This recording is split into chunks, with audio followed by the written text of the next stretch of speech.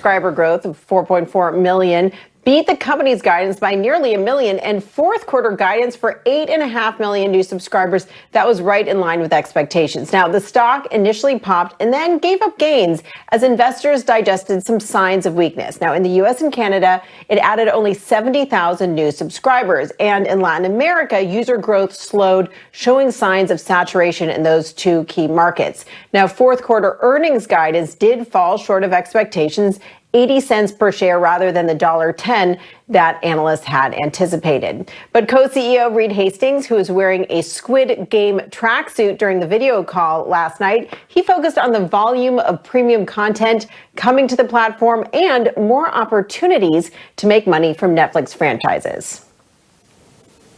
Imagine 3 years from now and, some future Squid Game is launching and it comes along, with an incredible array of interactive or gaming options, and it's all built into the service. And then, of course, you've got your off Netflix aspects, the experiences that we're building out, consumer products, all of that coming together.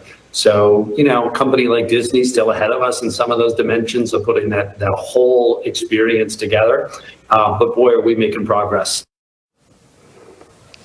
We counted at least 22 analysts who raised their price targets on the stock, though there was one notable Netflix downgrade. Deutsche Bank downgrading from buy to hold. He has a $590 price target on the stock, so that's actually $40 less than where it's trading now. The analyst saying that subscriber gains are already priced into the stock and revenue growth is decelerating. Now, a number of analysts did point out that Netflix has made a move to disclose more information about viewership, praising that change and saying it could enable them to better compare Netflix with other services. Guys. Julia, Hastings getting pretty comfortable in that tracksuit. The Squid Game one, he was also wearing it in Korea, I think. And of course, so much was made about this hit on the call. I think it was mentioned 18 times. And I know it came out at the end of the quarter, but did it really save the day here? How can they continue this kind of success, especially when we don't have, a second series greenlight yet? Well, look, I think here's the thing. The Squid Game did only come out in the last couple of weeks of the quarter, so the full effect of Squid Game won't be felt until the fourth quarter. So there's that. But there's also the question, Deirdre, of what Squid Game represents. It's a show that was produced not for a lot of money. It's certainly not as expensive as a lot of the U.S.-based shows. Came from the South Korean market, where people don't traditionally watch outside of South Korea a lot of those shows until recently. Netflix talked about the huge increase in global viewership that they've seen just in the past several years. And this is a real business advantage for them. If they can get more people around the world to watch local language content, then that's a win. It means that they're not going to be a U.S.-based company exporting content around the world. They are truly a global company, and this is something that Sarandos and Hastings talked about in the call and how that's a valuable shift for them. Here's one of many things that I don't get, Julia. I look at Squid Game, okay, and then Bridgerton, and then Chappelle. Like, what do all these things have in common? With Disney, you've got sort of these categories of modern mythology that they've managed to acquire and then own and extend. With Netflix, the categories seem less defined and therefore perhaps more difficult to build out. Were there any questions about that on the call? Well, look, there's no doubt, John, that Netflix is just a much broader service and Disney is much more focused. I mean, Netflix has a lot more content than Disney Plus. Disney has a lot more sort of premium branded franchise than Netflix has. I would say what Netflix is trying to do is trying to replace all of television, right? Every channel on your dial, to put it in the old TV terms, with the exception of news and sports. It wants to have documentaries. It wants to have kids content. It also wants to have some of these more edgy things. So I think what Netflix is doing is a lot more akin to where Hulu fits in, the whole bundle of Disney Plus, Hulu, and ESPN Plus than it is trying to compete with Disney directly. So yes, they're not playing the same game as Disney. They'll never have those same big franchises, but they want to have some franchises. It's not going to be about princesses and superheroes, but they want to make sure that they have some recognizable brands that they can count on to drive viewership. That's a good way to put it, Julia. Hang out for a little bit. Let's bring in MoffettNathanson's Michael Nathanson, talk more about the quarter. Michael, it's great to have you. Thanks for the time today. Great. Thanks for having me. You guys have written so eloquently about their model and their global scale and their willingness to take as many shots at the goal as they can. But you've also argued, look, it's not as deep a moat as Amazon delivery or Google search. And so you were unwilling, you say, to pay for what the street says is a proper valuation. What would change your mind? I think what would change my mind is less competition that's coming in streaming, right? You're just beginning to see Disney scale, HBO Max scale, Apple get in the game, Amazon keeps spending. This is a business that's very capital intensive. To your questioning of Julia, it's a broad service, Netflix. You need a ton of content because you never know what's going to strike. It's a bit of a random walk. So I think if the intensity of competition would lessen, I get more comfortable about their need to spend. But as she said, and your questions are great, they're playing a different game, and it's a very expensive game relative to what media used to do, basically. Does that mean that if they sourced more shows out of low-cost areas, as Squid Game is such a great example, that would lead you to less pressure on the content budget? Yeah, if all of a sudden we see a Squid Game happen every month, every quarter, right? That they're able to find other cheaper ways to bring us hits.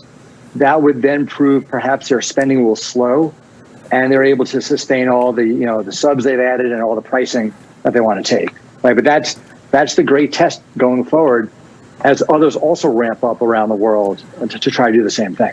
Right, and Michael, if the next revenue stream is in fact gaming, did you like what you heard? We heard very little on the call last night. They said that, yeah, they're begun testing in some countries, but it's still early days, part of the subscription, no ads or in-app purchases. What did you make of it? Are you even optimistic that they can pull this off? Yeah, it's early days, as you said. I have learned over my career never to count out Netflix. They're great at execution. They're great at moving towards a single goal. If they put their mind to it, they can do it. But at this point, it's a free service attached to their content. I thought the point about Reed made about trying to look like Disney is interesting because that's going to be a challenge, right? Their content is so ephemeral. Squid Game, you can watch it in a night. It's now over for a lot of people. It's different than what Disney's built, which is these recurring franchises, and they have the parks and consumer products. So that to me is a bigger challenge. But computer games or mobile games, why not? But at this point, we don't model it, and it sounds like it's still really, really early days. Michael, so much of Netflix's streaming rise has been during this time of a bull market and relatively cheap capital. And you mentioned they have to spend a lot to keep this going. So I mixed that in with seeing that Netflix said engagement spiked like 14% when Facebook was down. And think about how they're competing in this attention economy by spending. What happens if inflation stays high, interest rates rise, it's not as easy or free to spend in the general economy? What does that do to Netflix? Yeah, it's funny because I'll take it further. I think the era we're in, where there's just free capital, low discount rates, gives companies like Netflix that are built on a TAM story. I think you heard Reed say a bunch of times yesterday, our TAM is the global TV market, right? Just imagine how big we're going to be. And you can go out 5 to 10 years, and to Julia's announcement that people raise their price targets when it was inline quarter, inline guide, says that people are willing to go out a long way. I would say on the consumer side, higher rates and inflation probably won't change spending here because this is a good value. But I wonder what the stock market would do to a company that doesn't have a lot of cash flow support today or even tomorrow on valuation. And that's been my, one of my rubs is, I've been an analyst for a long time. 10-year money doesn't usually come at 1.5% forever. And if rates start to rise, the ability to use a discounted cash flow to back into a valuation gets harder. And that's like your question's dead on. And I think in the next 6 to 9 months, we'll come back and you ask that question again. And you'll start asking analysts, why did you raise your price targets $50, which is $20 billion on no change in fundamentals, right? It's just a really strange time. And I think it's not sustainable.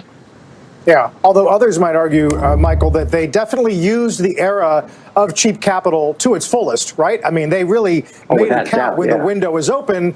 And I guess at this point it's a good time to be free cash flow positive, right? After all this raising capital. Yeah, they were, I've covered the space a long time, and what I never could understand is why didn't their competitors move as quickly, right? Why did Jeff Bewkes sell Time Warner, right? Why didn't Viacom combine with CBS more quickly? Like, people made terrible decisions and letting these guys have a run before they challenged them. And now you could argue it could be too late in terms of trying to catch up right here.